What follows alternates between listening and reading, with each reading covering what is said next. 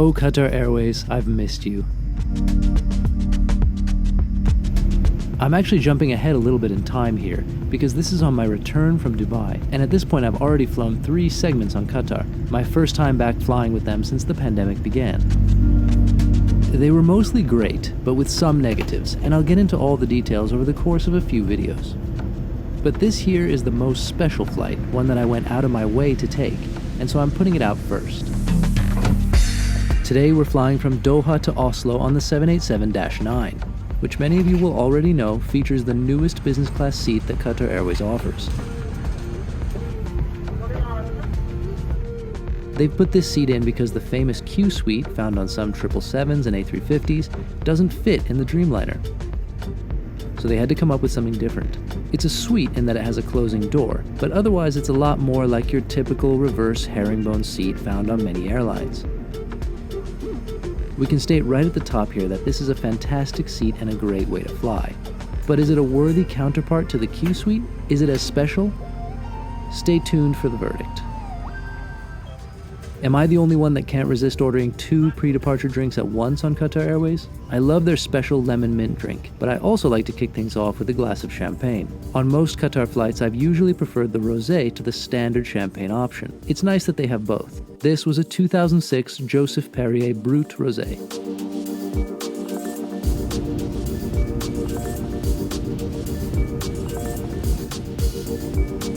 The 787-9 comes with some exterior cameras, but I don't believe any Boeings have that epic tail-mounted camera view that you get on the A350. I'll take some cameras over none, but please, Boeing, consider us ab geeks and offer a camera that shows your magnificent aircraft in its full glory.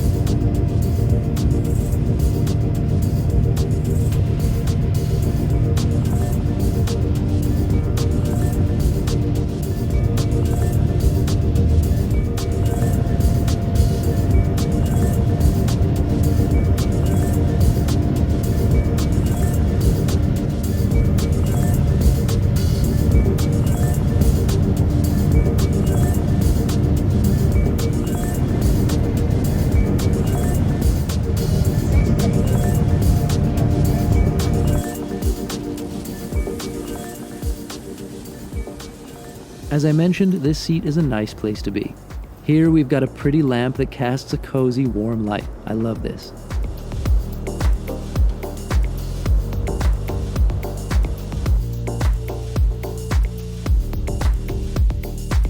There's also a wireless phone charger, which is nice to have. USB and standard power outlets are also available, not to worry. The seat fabrics are nice. There's a good amount of space, though it's not palatial, and there isn't a lot of storage. There's this little cubby which houses the provided headphones. I found them to be okay for noise cancelling, but too tight on the head, though that will obviously vary depending on the width of your head.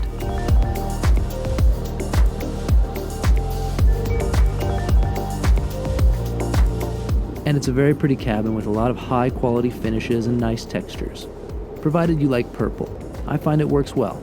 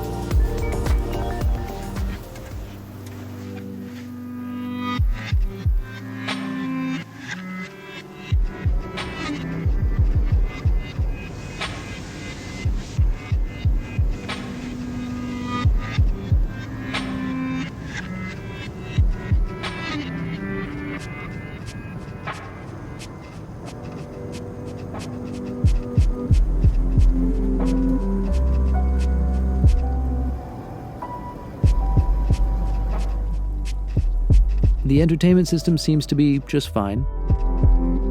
I like that there's a mix of stuff from around the world. I stuck to watching This Time with Alan Partridge, which I highly recommend. Decent lavatories, nothing special to report, except of course this window.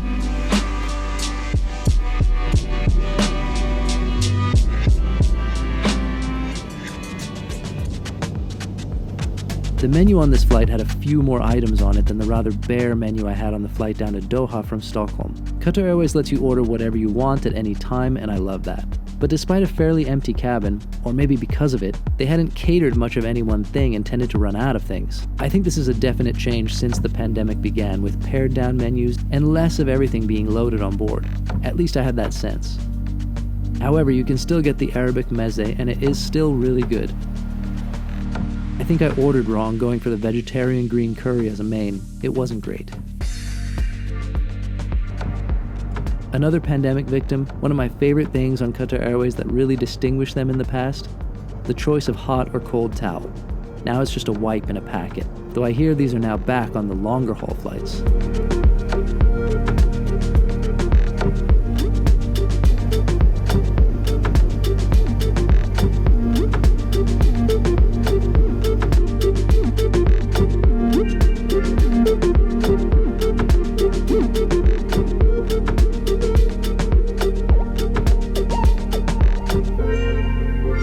So what can we say about Qatar Airways business class in late 2021 and about this latest suite? The thing is, right now you can end up on 4 different business class products if you fly Qatar Airways. You have at kind of the top of the pile in terms of perception, the QSuites. Now there's this, the 787-9. This is the newest product. It is a suite because it has a door that closes, but it's much different from the QSuite. It's more of a reverse herringbone seat that they've fitted a door to. Is it as good as the QSuite, which many have called the best business class in the world, and I might agree with that it's, at least among those I've tried, my favorite place to be if I can in business class in the air. I would say after a few hours of using this seat, it's not as good, but only by a shade.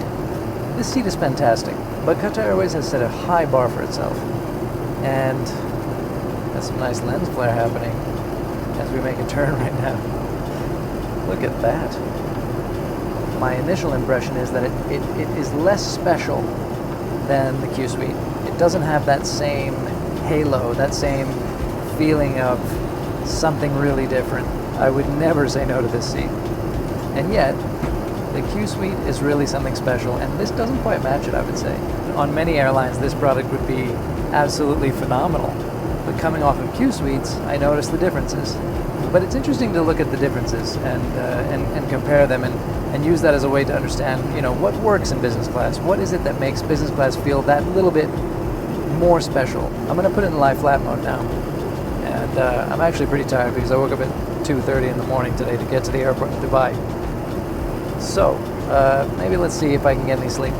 I don't sleep too much on planes usually, but maybe in this one I can.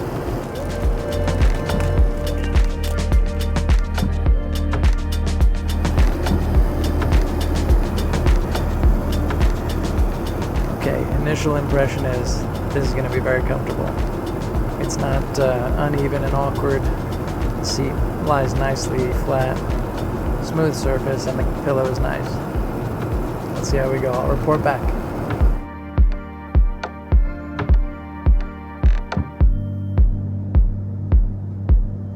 The verdict, I had a decent nap. I think this is a good seat for sleeping.